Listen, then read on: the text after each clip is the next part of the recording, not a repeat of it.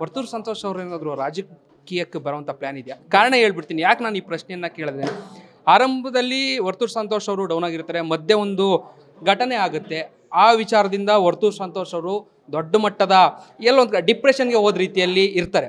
But ಆದರೆ ಮಧ್ಯೆ ಆ ಜನಗಳ ಬೆಂಬಲ ಜೊತೆಗೆ ತಾಯಿ ಬಂದಂಥ ಸಂದರ್ಭಗಳಲ್ಲಿ ವಾಪಸ್ ಕಂಬ್ಯಾಕನ್ನು ವರ್ತೂರು ಸಂತೋಷ್ ಅವ್ರು ಮಾಡ್ತಾರೆ. ಯಾಕಂದರೆ ಸಾಮಾನ್ಯವಾಗಿ ಒಂದು ಜನ ಬೆಂಬಲ ಸಿಕ್ಕದಂಥ ಯಾರೇ ಆದರೂ ಕೂಡ ಅವ್ರು ಯೋಚನೆ ಮಾಡುವಂಥ ರೀತಿ ಬೇರೆ. ನಾನೇನೋ ಒಂದು ಅಧಿಕಾರ ಬೇಕು ಅನ್ನೋಂಥದ್ದನ್ನು ಬಯಸ್ತಾರೆ. ಸೊ ಆ ಕಾರಣಕ್ಕಾಗಿ ನಾನು ಈ ಮಾತನ್ನು ಕೇಳ್ತಾ ಇದ್ದೀನಿ.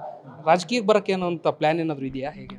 ನಾನು ಅವತ್ತು ಹೇಳಿದ್ದು ಅದೇ, ಇವತ್ತು ಹೇಳೋದು ಅದೇ. ರಾಜಕೀಯಕ್ಕೆ ನಾನು ಯಾವತ್ತೂ ಹೋಗಲ್ಲ, ನನಗೆ ಬೇಕಾಗಿಲ್ಲ. ನಾನು ಜನದ ಜೊತೆ ಇದ್ದು ಜನದಲ್ಲಿ ಬೆಳೆದಿರೋನು ಜನದ ಜೊತೆನೇ ಇರ್ತೀನಿ. ರಾಜಕೀಯ ಅನ್ನೋ ಪದದಲ್ಲೇ ಐತೆ ರಾಜಕೀಯ ಅಂತ. ಅದು ಈಚಲು ಮರದ ಕೆಳಗಡೆ ನಿಂತ್ಕೊಂಡು ಮಜ್ಜಿಗೆ ಕುಡಿದ್ರೂ ಅದು ಹೇಳೋದೆ ಕಳ್ಳು ಕುಡಿದೆ ಅಂತ. ಆ ಇದರಲ್ಲಿ ನಾವು ನಮ್ಮ ಮನೆ ದುಡ್ಡು ಎತ್ಕೊಂಡು ಖರ್ಚು ಮಾಡೋಣ, ಅವನೇನು ಎಲ್ಲೋ ಬಂತು ಎಲ್ಲೋ ಹೋಯ್ತು ಅಂದರೆ, ನಾವು ಜನರ ಸೇವೆ ಮಾಡಬೇಕಂದ್ರೆ ರಾಜಕೀಯಕ್ಕೆ ಹೋಗಿ ಮಾಡ್ಬೇಕನ್ನೋದೇನಿಲ್ಲ. ನಾವು ನಮ್ಮ ತಂದಲ್ಲಿ ಇದ್ಕೊಂಡು ಇವತ್ತು ಬಸಪ್ಪನ ನಾನು ಸೇವೆ ಮಾಡಿಕೊಂಡು ಇವತ್ತು ಇಲ್ಲವರೆಗೂ ಬಂದಿದ್ದೀನಿ. ಇಲ್ಲವರೆಗೂ ಬಂದಿರೋ ಜನ ಇಷ್ಟು ಗುರ್ಸಿ ನಾನು ಮಾಡೋರೆ. ನಾನು ಯಾವತ್ತೂ ಜನದ ಜೊತೆ ಇದ್ದು ಜನದ ಜೊತೆ ಇರಬೇಕನ್ನೋ ವ್ಯಕ್ತಿ ಅಣ್ಣ.